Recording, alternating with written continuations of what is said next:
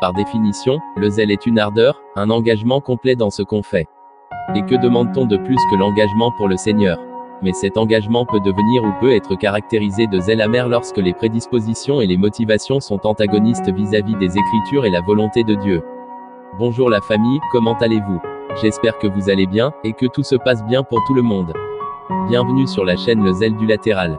Vous avez cliqué et vous ne vous êtes pas trompé, rassurez-vous, parce qu'ici nous allons parler de Dieu, nous allons parler du Seigneur Jésus-Christ, nous allons parler du Saint-Esprit. Bref, vous l'aurez compris, nous allons parler de notre vie chrétienne. Passons au vif du sujet.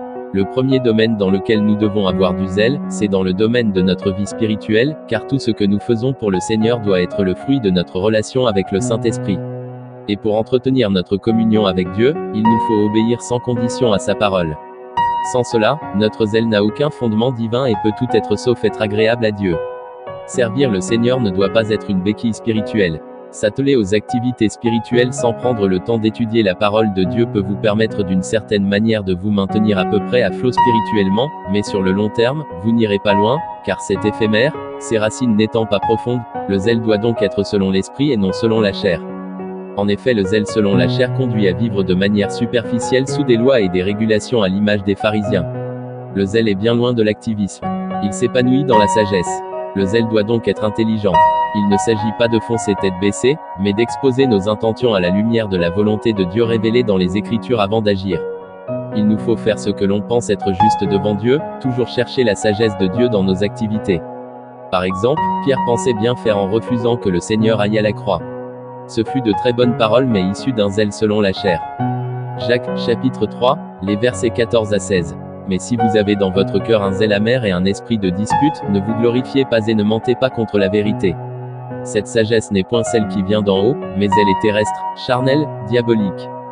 Car là où il y a un zèle amer et un esprit de dispute, il y a du désordre et toutes sortes de mauvaises actions. Le zèle amer tire son origine de la chair, donc de l'homme, et emmène tout ce qui est négatif tel que le mensonge, l'orgueil, la haine, les querelles, etc., tandis que le zèle pur provient du Saint-Esprit et soutient la vie, la vérité, la paix, etc. Le zèle amer exalte l'homme, le pousse à se glorifier de ses mérites, ses capacités et ne donne pas gloire à Dieu et se solde toujours dans l'orgueil. Il va de pair avec l'esprit de compétition, l'esprit de dispute. On veut à tout prix imposer ses opinions, ses conceptions, qu'on prétend être les meilleures. Certains disent aimer Dieu et être zélés pour lui, mais au fond, ils font toutes choses pour eux-mêmes et non pour Dieu. Le zèle amer est rempli d'orgueil, il pense connaître tout et se sent supérieur aux autres, il pousse ceux qui le manifestent à des sacrifices inutiles devant Dieu. Ce zèle la pousse d'autres à combattre leurs propres frères chrétiens, à les persécuter et les juger, pendant que la moisson est grande et il y a peu d'ouvriers. Ce fut le cas de Saul avant de devenir l'apôtre Paul. Le zèle amer peut conduire à entraver le dessein de Dieu. Jean, le chapitre 16, le verset 1er. Ils vous excluront des synagogues, et même l'heure vient où quiconque vous fera mourir croira rendre un culte à Dieu. C'est ainsi que les dirigeants juifs se sont associés aux Romains pour crucifier le Christ dans un premier temps et pour persécuter l'Église primitive par la suite. Et Paul, Saul de Tarse à l'époque, mal orienté dans son zèle, ou plutôt dans son zèle amer, en était pionnier.